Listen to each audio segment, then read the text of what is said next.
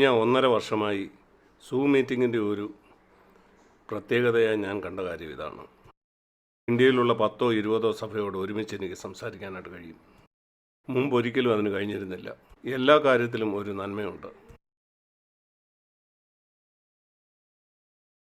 ദൈവത്തെ ഒന്നും അത്ഭുതപ്പെടുത്തുന്നില്ല. ഒരു കാര്യവും. എൻ്റെ വ്യക്തിപരമായ ഒരു വിശ്വാസം ഇതാണ്: ലോകത്തിലെ എല്ലാ കണ്ടുപിടുത്തങ്ങളും അത് സുവിശേഷത്തിൻ്റെ വ്യാപനത്തിനായിട്ടാണ്. ഉദാഹരണത്തിന് വിമാനങ്ങൾ കണ്ടുപിടിച്ചത്. ഞാൻ വിശ്വസിക്കുന്നു പ്രാഥമികമായിട്ടും സുവിശേഷം ലോകത്തിൻ്റെ വിവിധ ഭാഗങ്ങൾ അറിയിക്കപ്പെടേണ്ടതിനു വേണ്ടിയാണ്. കമ്പ്യൂട്ടർ, ഇൻ്റർനെറ്റ് ഞങ്ങൾ തുടങ്ങിയപ്പം ഞങ്ങളൊരു ചെറിയ സഭയായിരുന്നു. 46 കൊല്ലങ്ങൾക്ക് മുമ്പ് ഞങ്ങളത് ബാംഗ്ലൂരിൽ തുടങ്ങിയ സമയത്ത് ഉണ്ടായിരുന്നവരിൽ 3 പേരെ ഇന്ന് സഭയിലുള്ളൂ. പല ആളുകൾ വന്ന് പോയിക്കൊണ്ടിരുന്നു. ആദ്യകാലത്ത് ഞങ്ങൾ ചിന്തിച്ചു, ഞങ്ങൾ ചെയ്യാൻ ആഗ്രഹിക്കുന്നത് എന്തെങ്കിലും ഫലപ്രാപ്തിയിലെത്തുമോ എന്ന് ഞങ്ങൾക്കറിയില്ലായിരുന്നു. ഞങ്ങളുടെ കുടുംബങ്ങൾ ഞങ്ങളോടൊപ്പം ഉണ്ടായിരുന്നു. എന്നാൽ കർത്താവിൻ്റെ ഹൃദയത്തിൽ എന്താണെന്ന് ഞങ്ങൾക്കറിയില്ലായിരുന്നു. ഞങ്ങൾ വളരെ ബലഹീനരും എല്ലാവരാലും തള്ളപ്പെട്ടവരുമായിരുന്നു. ആളുകൾ ചിന്തിച്ചു, 100 കണക്കിന് 1000 കണക്കിന് ആളുകളോട് പ്രസംഗിക്കാനുള്ള അവസരമുണ്ടായിട്ടും അത് വേണ്ട എന്ന് വെച്ചത് ഒരു വലിയ മടയത്തരമല്ലേ എൻ്റെ വീട്ടിൽ കൂടുന്ന ചിലർക്ക് വേണ്ടി. എന്നാൽ കർത്താവിൻ്റെ ശരീരത്തെപ്പറ്റി ദൈവം എനിക്കൊരു വെളിപാട് തന്നിരുന്നു. അത് യഥാർത്ഥത്തിൽ യാഥാർത്ഥ്യമാകുന്നതിന് 10 കൊല്ലം മുമ്പ് ദൈവം എൻ്റെ ഹൃദയത്തിൽ ഒരു ഭാരം തന്നിരുന്നു. എനിക്കറിയില്ല നിങ്ങളെല്ലാവരും ഇത് കണ്ടിട്ടുണ്ടോ എന്ന്. കർത്താവിൻ്റെ ശരീരത്തെപ്പറ്റി ഒരു അറിവ് നിങ്ങൾക്ക് ഒരു പക്ഷേ ഉണ്ടായിരിക്കാം. എന്നാൽ ഞാൻ നിങ്ങളോട് പറയട്ടെ, നിങ്ങൾ യഥാർത്ഥത്തിൽ നിങ്ങളുടെ ഹൃദയത്തിൽ നിങ്ങളത് കണ്ടിട്ടുള്ള ഒരാളാണെങ്കിൽ, അവൻ പണിതുകൊണ്ടിരിക്കുന്ന അവൻ്റെ ശരീരം, അതിൻ്റെ തല അവൻ തന്നെയാണ്. നാം എല്ലാവരും അതിലെ അവയവങ്ങളാണ്. അത് നിങ്ങൾ കണ്ടിട്ടുണ്ടെങ്കിൽ നിങ്ങളുടെ ജീവിതത്തിൽ സംഭവിക്കുന്ന ഒരു കാര്യം, നിങ്ങൾക്കാരോടും ഒരിക്കലും ഒരു അസൂയ തോന്നത്തില്ല. ആരോടെങ്കിലും നിങ്ങൾക്ക് അസൂയ ഉണ്ടെങ്കിൽ, നിങ്ങൾക്കറിയാം, ഭാര്യയ്ക്ക് ഭർത്താവിനോട് അസൂയ തോന്നാം. അവൻ അറിയപ്പെടുന്നു, എല്ലാവരും അംഗീകരിക്കുന്നു. തിരിച്ചും അങ്ങനെയാകാം. എന്നേക്കാളധികം എൻ്റെ ഭാര്യ എല്ലാവരും അംഗീകരിക്കുന്നു. തിരിച്ചും അങ്ങനെയാകാം. ഇങ്ങനെ തന്നെ നമ്മുടെ കുടുംബത്തിലുള്ള മറ്റാളുകളുമായിട്ട് നമുക്ക് തോന്നാം. നമ്മുടെ കുഞ്ഞുങ്ങളെ മറ്റുള്ളവർ പുകഴ്ത്തുമ്പോൾ നമുക്ക് അസൂയ തോന്നാറില്ല.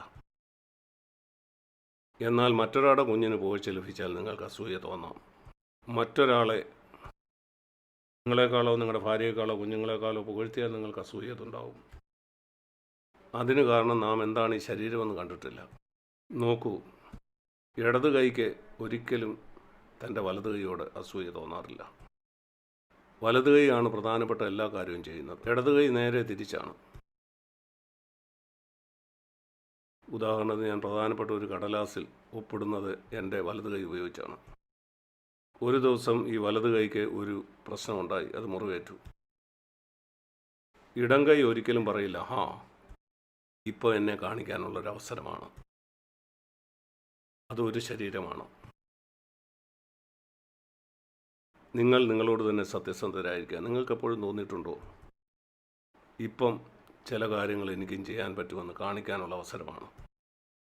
നിങ്ങൾക്കറിയാമോ നിങ്ങൾ എന്താ പ്രാർത്ഥിക്കേണ്ടെന്ന്? കർത്താവേ, നിൻ്റെ ശരീരം എന്താണെന്ന് എന്നെ കാണിക്കണേ.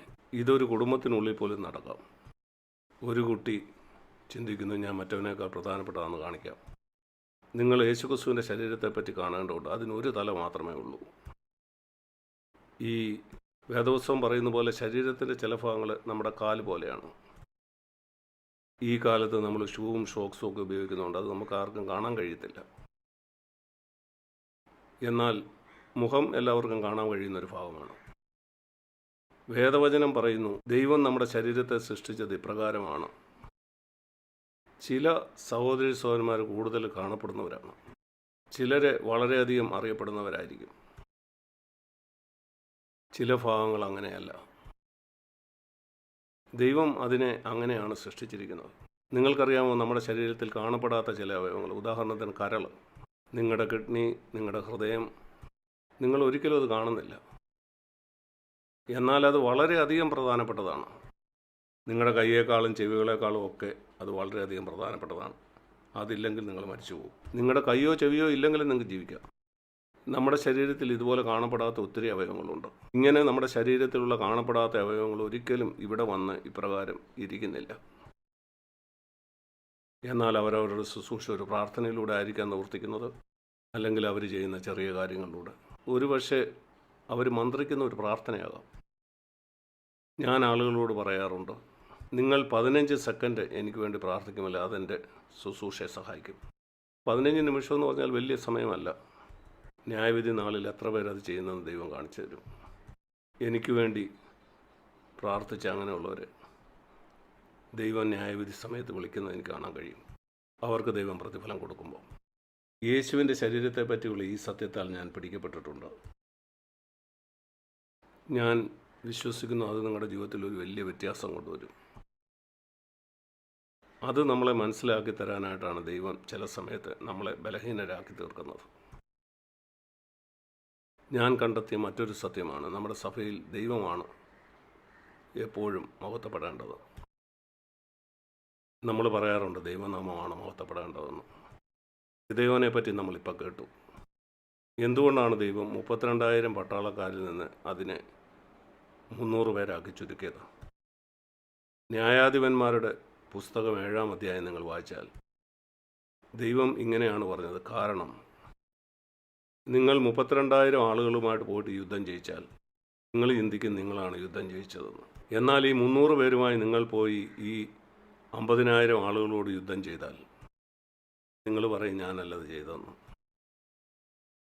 നിങ്ങൾ ദൈവവചനത്തിൽ കൂടെ പോയാൽ നിങ്ങൾക്ക് കാണാം സ്വന്തം മഹത്വം അന്വേഷിക്കാനുള്ള മനുഷ്യൻ്റെ ആ ദാഹത്തെ പറ്റി. ഞാൻ ഓർക്കുന്നു, ആരംഭ സമയത്ത് ഞാൻ പ്രസംഗിക്കാനായിട്ട് തുടങ്ങിയപ്പം 21 വയസ്സുള്ളപ്പോഴാണ് ഞാൻ പ്രസംഗിക്കാൻ ആരംഭിച്ചത്.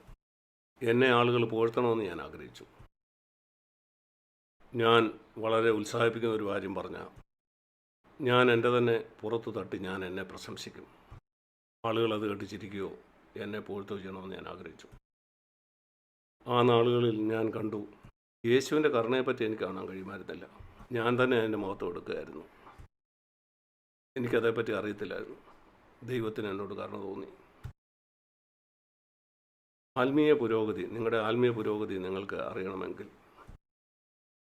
ആ വഴി നിങ്ങൾ കുറച്ച് നിങ്ങൾക്ക് മഹത്വം ഇല്ലാതാവും. ആളുകൾ നിങ്ങളെ പുകഴ്ത്തണമെന്നുള്ളത് നിങ്ങളുടെ ജീവിതത്തിൽ കുറഞ്ഞു വരും. നിങ്ങൾ യേശുവിൻ്റെ നാമം മഹത്വപ്പെടണമെന്ന് ആഗ്രഹിക്കും. ഉദാഹരണത്തിന് യോഹന്നാൻ സ്നാപകൻ, ഞാൻ കുറയണം അവനോ വളരണം. ഒരു ദൈവമനുഷ്യൻ്റെ യഥാർത്ഥ ലക്ഷണമാണത്. പ്രിയ സഹോദരന്മാരെ, അതാണ് നിങ്ങളുടെ ജീവിതത്തിൻ്റെ ലക്ഷ്യമെങ്കിൽ നിങ്ങൾ പറയും, സാക് ബ്രദർ ഇത് നിന്നെ സംബന്ധിച്ച് ഈസിയാണെന്ന്, അതുകൊണ്ട് നിനക്കിങ്ങനെയൊക്കെ പറയാം. എന്നാൽ ഞാനിത് അനേക വർഷങ്ങൾക്ക് മുമ്പായിട്ട് കർത്താവിനോട് പറഞ്ഞു. ഞാൻ അറിയപ്പെടാത്ത ഒരാളായിരുന്ന സമയത്ത്, കർത്താവെ അവിടുത്തെ നാമം മഹത്വപ്പെടണം. ഞാനിത് പറഞ്ഞത് 23 വയസ്സുള്ളപ്പോഴാണ്. കർത്താവെ അവിടുത്തെ നാമം മഹത്വപ്പെടണം, അത് മാത്രമേ എൻ്റെ ആശയമുള്ളൂ. കർത്താവെ ഈ ജീവിതത്തിൽ എനിക്കൊരു മഹത്വത്തിൻ്റെ ആവശ്യമില്ല. എൻ്റെ ജീവിതത്തിൻ്റെ ആരംഭ സമയത്ത് ദൈവം എന്നെ പഠിപ്പിച്ച ഒരു കാര്യം ഇതാണ്, നാം ചെറുതായെങ്കിൽ മാത്രമേ ദൈവത്തിൻ്റെ നാമം നമുക്ക് ഉയർത്താൻ കഴിയത്തുള്ളൂ. ഞാൻ ബലഹീനനായിരിക്കുമ്പോൾ ഞാൻ ശക്തനാണ്. 2 കൊരിന്ത്യർ 12-ാം അധ്യായത്തിൽ ഈ വാക്യം നോക്കുക.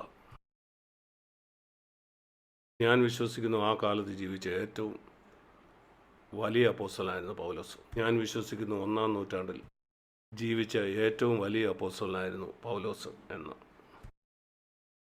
അവൻ പറയുന്നു, ഞാൻ ഇഷ്ടപ്പെടുന്നു. എന്താണ് ഇഷ്ടപ്പെടുന്നത്? ബലഹീനത, കയ്യേറ്റം, ബുദ്ധിമുട്ട്, ഉപദ്രവം, ഞെരുക്കം. ഒരു മനുഷ്യൻ സാധാരണമായിട്ട് ഇങ്ങനെ പറയത്തില്ല, അവൻ ബുദ്ധിമുട്ടും ഞെരുക്കവും ഒക്കെ ഞാൻ ഇഷ്ടപ്പെടുന്നുവെന്ന്. എന്നാൽ അവൻ പറയുകയാണ്, എനിക്ക് ഈ രഹസ്യം അറിയാം. കാരണം ഞാൻ ബലഹീനനായിരിക്കുമ്പോൾ മാത്രമേ ഞാൻ യഥാർത്ഥത്തിൽ ശക്തനാകുന്നുള്ളൂ. 10-ാം വാക്യത്തിൻ്റെ അവസാനം പറയുന്ന ആ പദപ്രയോഗം ശ്രദ്ധിക്കുക. ബലഹീനനായിരിക്കുമ്പോൾ തന്നെ ഞാൻ ശക്തനാകുന്നു. ഈ 10-ാം വാക്യത്തിൻ്റെ അവസാനം പറയുന്ന ഈ പദപ്രയോഗം നിങ്ങളുടെ ജീവിതത്തിലുടനീളം നിങ്ങളെ സഹായിക്കും. ഞാൻ ബലഹീനനായിരിക്കുമ്പോൾ തന്നെ ഞാൻ ശക്തനാകുന്നു. ഞാൻ എൻ്റെ അനുഭവത്തിൽ നിന്ന് പറയാം. ഞാൻ പ്രസംഗിക്കാനായിട്ട് നിൽക്കുമ്പോൾ ചില സമയത്ത് എന്താണ് പറയേണ്ടതെന്ന് എനിക്കറിയില്ല. ഞാൻ ശരിക്കും ബലഹീനനാണ്. ആ സമയത്ത് അത്ഭുതകരമായ കാര്യങ്ങൾ ദൈവം എന്നിൽ കൂടെ സംസാരിക്കും. ഞാൻ വാസ്തവത്തിൽ ബലഹീനനായിരിക്കാൻ ആഗ്രഹിക്കുന്നു. അങ്ങനെ അവന് ചാരാൻ എനിക്ക് കഴിയും. എൻ്റെ ക്രിസ്തീയ ജീവിതത്തിൻ്റെ ആരംഭ സമയത്ത് ദൈവം എന്നെ ചില കാര്യങ്ങൾ കാണിച്ചു തന്നു. എനിക്ക് 23 വയസ്സുള്ളപ്പോൾ ഞാൻ പ്രസംഗിക്കാൻ ആരംഭിച്ചപ്പം ആ പ്രായത്തിലും വലിയ ആൾക്കൂട്ടത്തോടാണ് ഞാൻ പ്രസംഗിച്ചുകൊണ്ടിരുന്നത്. ആ സമയത്ത് എൻ്റെ തലമുടി പൊഴിയാൻ തുടങ്ങി. നിങ്ങൾക്കറിയാമല്ലോ ചെറുപ്പക്കാരെങ്ങനെയാണെന്ന്. അവരെല്ലാം തലയിൽ ധാരാളം മുടി ഉണ്ടാകാൻ ആഗ്രഹിക്കും. പ്രത്യേകിച്ച് പെൺകുട്ടികൾക്ക് മതിപ്പുണ്ടാകാൻ. നാം അത് ഭംഗിയായിട്ട് ചീകി വെക്കും. എന്നാൽ എൻ്റെ തലയിലെ മുടിയൊക്കെ എല്ലാം പൊഴിയാൻ തുടങ്ങി. അതിൻ്റെ ഒരു പ്രയോജനം ഇതായിരുന്നു. എനിക്ക് 23 വയസ്സുള്ളപ്പോൾ ആളുകൾ ചിന്തിച്ചു എനിക്ക് 35 വയസ്സുണ്ടെന്ന്, അല്ലെങ്കിൽ 40. അതുകൊണ്ട് അവർ സന്തോഷത്തോടെ എന്നെ കേട്ടു. അല്ലെങ്കിൽ അവർ ചിന്തിക്കുക ഏതോ ഒരു ബാലൻ പ്രസംഗിക്കുകയാണ്. ഞാൻ ചിന്തിച്ചു ഇനിയും ആരും എനിക്ക് തലമുടി ഇല്ലാത്തതുകൊണ്ട് എന്നെ വിവാഹം കഴിക്കുകയില്ല എന്ന്. ആരെങ്കിലും എന്നെ വിവാഹം കഴിക്കുന്നുണ്ടെങ്കിൽ അവർ യേശുവിനെ സ്നേഹിക്കുന്നുകൊണ്ടായിരിക്കും. ഈ മനുഷ്യൻ ഇവനും യേശുവിനെ സ്നേഹിക്കുന്നു എന്ന് മനസ്സിലാക്കിയായിരിക്കുമെന്ന്. അതാണ് എൻ്റെ ഭാര്യ ചെയ്തതും. നിശ്ചയമായിട്ടും അവൾ എൻ്റെ മുടിയെ അല്ല വിവാഹം കഴിച്ചത്. ഒരു ചെറിയ ഉദാഹരണം ഞാൻ പറഞ്ഞു എന്നേ ഉള്ളൂ. ഞാൻ അപ്പോസ്തലനായ പൗലോസിൻ്റെ ജീവിതം പഠിച്ചപ്പം ഞാൻ മനസ്സിലാക്കി അവന് 4 അടിയും 11 ഇഞ്ച് നീളവുമുള്ള ഒരു മനുഷ്യനായിരുന്നു. അതായിരുന്നു അവൻ്റെ ഉയരം. ഇത്ര ഉയരം കുറഞ്ഞ ആളെ ഞാൻ അപൂർവമായിട്ട് കണ്ടിട്ടുള്ളൂ. ഇവിടെയുള്ള ആരും അങ്ങനെയല്ല. ഇവിടെ ഇരിക്കുന്ന എല്ലാവരേക്കാളും നീളം കുറഞ്ഞ ഒരാളായിരുന്നു അവൻ. 4 അടി 15 ഇഞ്ച് ഉയരമുള്ള ഒരു പുരുഷനെ സംബന്ധിച്ചോളം വളരെ മോശപ്പെട്ട ഒരു കാര്യമാണത്. അതിൻ്റെ പുറത്തെ അവനൊരു പൊട്ടത്തലയനായിരുന്നു. എന്നേക്കാൾ കൂടുതൽ പൂർണ്ണമായിട്ടും മുടിയില്ലാത്ത ഒരാൾ. ചരിത്രത്തിൽ രേഖപ്പെടുത്തിയിട്ടുള്ളതാണ്. പൗലോസിൻ്റെ കാലത്ത് ജീവിച്ചിരുന്ന ആളുകൾ പൗലോസിനെ കുറിച്ച് പറഞ്ഞിട്ടുള്ള കാര്യമാണിത്. മുടിയില്ലാത്തവൻ 4 അടി 15 ഇഞ്ച് നീളം, അതുപോലെ പതുങ്ങിയ മൂക്കുള്ളവനായിരുന്നു. ഇതിൻ്റെ എല്ലാം അപ്പുറത്ത് അവൻ്റെ കണ്ണിന് ഒരു പ്രശ്നമുണ്ടായിരുന്നു. അതിൽ നിന്ന് ചലം വരുമായിരുന്നു. ഞാൻ ചിന്തിക്കുന്ന ഏതോ ഒരു തരം ഇൻഫെക്ഷൻ അത് മുഖാന്തരം അവൻ്റെ കണ്ണിൽ നിന്ന് ചലം വരുമായിരുന്നു. ഗലാത്യ ലേഖനം 4-ാം അധ്യായം വായിച്ചാൽ അവിടെ നിന്ന് നിങ്ങൾക്ക് അവനെക്കുറിച്ചുള്ളൊരു ചിത്രം കിട്ടും. ഗലാത്യ ലേഖനം 4-ാം അധ്യായം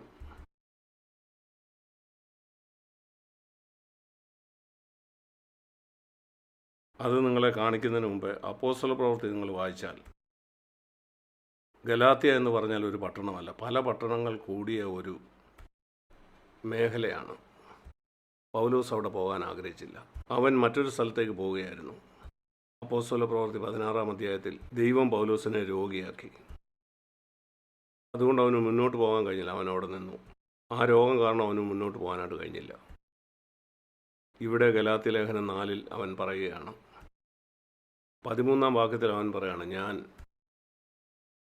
ഗലാത്യർ 4:13 ഞാൻ ശരീരത്തിലെ ബലഹീനത നിമിത്തം ഒന്നാമത് നിങ്ങളോട് സുവിശേഷം അറിയിപ്പാൻ സംഗതി വന്നു. ഗലാത്യയിലുള്ള എല്ലാ സഭകളും ഉണ്ടാകാനുള്ള കാരണം പൗലോസ് രോഗിയായതാണ്. അവൻ രോഗിയായില്ലായിരുന്നെങ്കിൽ ഗലാത്യയിൽ ഒരു സഭയും ഉണ്ടാകുമായിരുന്നില്ല. എന്തായിരുന്നു ആ രോഗം? എൻ്റെ ശരീര സംബന്ധമായി നിങ്ങൾക്കുണ്ടായ പരീക്ഷ നിമിത്തം. എനിക്കൊരു പനി ഉണ്ടായാൽ അത് നിങ്ങൾക്കുണ്ടാകുന്ന ഒരു പരീക്ഷയല്ല. എനിക്കൊരു തലവേദനയോ ഒരു വയറുവേദനയോ ഉണ്ടായാൽ അത് നിങ്ങൾക്കുണ്ടാകുന്ന ഒരു പരീക്ഷ ആയിരിക്കുകയില്ല. എന്നാൽ അവനിവിടെ പറയുന്നു, നിങ്ങൾ നിന്നയോ വെറുപ്പോ കാണിക്കാതെ അവൻ്റെ ശരീരത്തെ സംബന്ധിച്ച് ഏതോ കാര്യം നിങ്ങൾ വെറുത്തില്ല എന്ന്. വെറുക്കുക എന്ന് പറഞ്ഞാൽ ശക്തമായൊരു ഭാഷയാണ്. അറപ്പ് തോന്നുന്നത്. ഞാനതേക്കുറിച്ച് ചിന്തിച്ചു. എന്താണ് പൗലോസ് പ്രസംഗിക്കാൻ നിൽക്കുമ്പോൾ അവനെ നോക്കുമ്പോൾ അറപ്പുളവാക്കുന്നത്? ഞാൻ പറയാം. അവൻ്റെ കണ്ണിൻ്റെ ഏതോ തരത്തിലുള്ള ഇൻഫെക്ഷൻ ഉണ്ടായിരുന്നു. ഒരുപക്ഷെ അവൻ്റെ കണ്ണിൽ നിന്ന് ചലം എപ്പോഴും വന്നുകൊണ്ടിരുന്നു. ആ കാലത്ത് ആൻറ്റിബയോട്ടിക് ഉണ്ടായിരുന്നില്ല. അവൻ പറയുകയാണ്, എങ്കിലും ഒരു ദൈവദൂതനെ പോലെ, ക്രിസ്തുവിനെ പോലെ നിങ്ങൾ എന്നെ കൈക്കൊണ്ടു. അത് മാത്രമല്ല, 15-ാം വാക്യത്തിൻ്റെ അവസാനം, കഴിയുമെങ്കിൽ നിങ്ങളുടെ കണ്ണ് ചൂഴ്ന്നെടുത്ത് എനിക്ക് തരുമായിരുന്നു. അതുകൊണ്ടാണ് അവൻ്റെ കണ്ണിന് എന്തോ പ്രശ്നമുണ്ടെന്ന് ഞാൻ പറയുന്നത്. ഒരു മനുഷ്യനെക്കുറിച്ച് ചിന്തിച്ച് നോക്കുക. അവനിപ്പം തന്നെ കുള്ളനാണ്, മുടിയില്ല, പതിഞ്ഞ മൂക്കുള്ളവനാണ്. അതിൻ്റെ എല്ലാം മീതെ അവൻ്റെ കണ്ണിന് ഈ ഇൻഫെക്ഷനുണ്ട്. അത് ആളുകളിൽ വെറുപ്പുളവാക്കുന്നു. വെറുപ്പുളവാക്കുക എന്ന് പറഞ്ഞാൽ വളരെ ശക്തമായ ഭാഷയാണ്. എന്തുകൊണ്ടാണ് ദൈവം തൻ്റെ വലിയ അപ്പോസ്തലനെ ഈ പ്രകാരമാക്കിയത്? വളരെ ഉയരവും സൗന്ദര്യമുള്ള ഒരാളാക്കാതെ, വളരെ സുമുഖൻ, ഒരു ഫിലിം സ്റ്റാറിനെ പോലെ മുടിയൊക്കെ ചീകി അല്ല. അങ്ങനെയെങ്കിലും അവൻ ബലഹീനനാവില്ല. അവൻ ദൈവത്തെ ആശ്രയിക്കില്ല, തൻ്റെ വ്യക്തിത്വത്തിൽ അവൻ ആശ്രയിക്കുമായിരുന്നു. ഫിലിം സ്റ്റാറിനെ കേൾക്കുന്ന പോലെ അവനെ കേട്ടനെ. ഇന്ത്യയിൽ ഞാൻ വളരെ ബഹുമാനിക്കുന്ന ഒരു ദൈവത്തിൻ്റെ ദാസനുണ്ട്. അവന് ശരിയായി സംസാരിക്കാൻ കഴിയാതെ വിക്കുള്ളവനായിരുന്നു. അവൻ്റെ ജീവിതകാലം മുഴുവനും ഇന്ത്യയിൽ എനിക്കറിയാവുന്ന ഏറ്റവും വലിയ അപ്പോസ്തലൻ. തൻ്റെ വാക്കിൽ അവന് ചാരാൻ കഴിയുമായിരുന്നില്ല. അവന് പരിശുദ്ധാത്മാവിനെ ആശ്രയിക്കണമായിരുന്നു. പൗലോസിനും പരിശുദ്ധാത്മാവിനെ ആശ്രയിക്കണമായിരുന്നു. അതുകൊണ്ട് നമ്മൾ ബലഹീനരായിരിക്കുമ്പോഴാണ് നമുക്ക് ദൈവം തൻ്റെ ശക്തി തരുന്നത്. മനുഷ്യരായ നമ്മൾ മറ്റുള്ളവരുടെ ശ്രദ്ധ പിടിച്ചു പറ്റാൻ ആഗ്രഹിക്കുന്നവരും മറ്റുള്ളവരുടെ ബഹുമാനം ആഗ്രഹിക്കുന്നവരുമാണ്. ഞാൻ നിങ്ങളോട് പറയട്ടെ, ദൈവം സത്യമായിട്ട് നിങ്ങളെ സ്നേഹിക്കുന്നുണ്ടെങ്കിൽ, അവൻ്റെ ഏറ്റവും നല്ലത് തരാൻ ആഗ്രഹിക്കുന്നെങ്കിൽ, അവൻ നിന്നെ ബലഹീനനാക്കും, ഒരു വിധത്തിൽ അല്ലെങ്കിൽ മറ്റൊരു വിധത്തിൽ.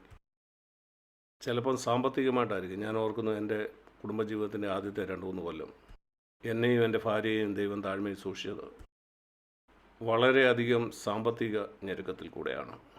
ഞങ്ങൾ ആരോട് ചോദിക്കുകയോ കടം വാങ്ങുകയോ ചെയ്തില്ല. എന്നാൽ ഞങ്ങൾ വളരെ ലളിതമായിട്ട് ജീവിച്ചു. ഒരിക്കൽ ഒരാൾ എനിക്ക് ചില ഷർട്ടുകൾ എനിക്ക് സമ്മാനമായിട്ട് തന്നു. ആ കാലത്ത് ഞങ്ങൾക്ക് പുതിയ ഷർട്ട് മേടിക്കാൻ കഴിയുമായിരുന്നില്ല. ഞങ്ങൾ പഴയ വസ്ത്രങ്ങളാണ് ഉപയോഗിച്ചത്. നേവി ജോലി ചെയ്യുമ്പം മേടിച്ച വളരെ വളരെ പഴയ ഷർട്ടുകൾ. ആ വസ്ത്രങ്ങൾ ഞാൻ സൂക്ഷിച്ചു വെച്ചു, എവിടെയെങ്കിലും പ്രസംഗിക്കാൻ പോകുമ്പോൾ ഉപയോഗിക്കാൻ വേണ്ടി. കാരണം നല്ല ഷർട്ടുകൾ വളരെ കുറവായിരുന്നു. ഒരാൾ എന്നോട് ചോദിച്ചു, എപ്പം നിന്നെ കണ്ടാൽ ഈ 2 ഉടുപ്പുകളാണല്ലോ ഇടുന്നത്? സത്യത്തിൽ ഇടാൻ കൊള്ളുന്ന ആ 2 ഉടുപ്പ് മാത്രമേ ഉള്ളൂ. എൻ്റെ ആവശ്യം ഞാൻ ഒരിക്കലും ആരോടും പറഞ്ഞില്ല.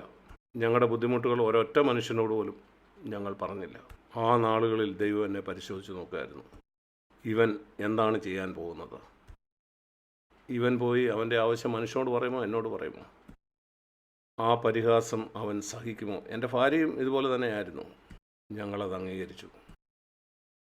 ഞാൻ നിങ്ങളോട് പറയട്ടെ, എൻ്റെ ജീവിതത്തിൽ ഞാൻ കണ്ടു, ദൈവം ബലഹീനരിൽ കൂടാണ് തൻ്റെ പ്രവൃത്തി ചെയ്യുന്നത്. അതുകൊണ്ട് ഏതെങ്കിലും തരത്തിൽ ദൈവം നിങ്ങളെ ബലഹീനനാക്കിയിട്ടുണ്ടെങ്കിൽ, മറ്റുള്ളവർ നിങ്ങളെ പുകഴ്ത്തുകയോ ബഹുമാനിക്കുകയോ ചെയ്തില്ലെങ്കിൽ, പറയുക, ഞാൻ ബലഹീനനായിരിക്കുമ്പോൾ തന്നെ ഞാൻ ശക്തനാണ്. ദൈവം നിങ്ങളെ അനുഗ്രഹിക്കട്ടെ.